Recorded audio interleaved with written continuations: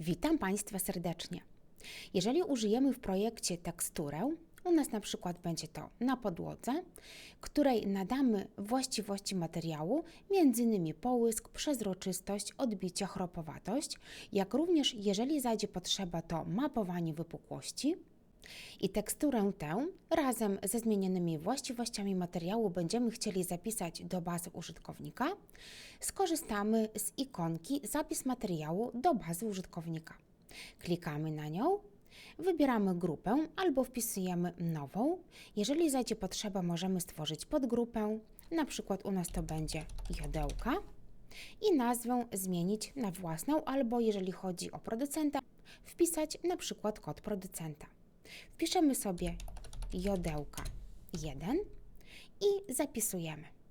Zapisaną teksturę można zobaczyć w materiałach użytkownika. Moje materiały zapisywaliśmy w panelach, czyli rozwiniemy jeszcze raz panele, jodełka i jak widać jodełka 1 jest zapisane. Tekstura jest gotowa do wykorzystania w naszym projekcie. Dziękuję Państwu za uwagę.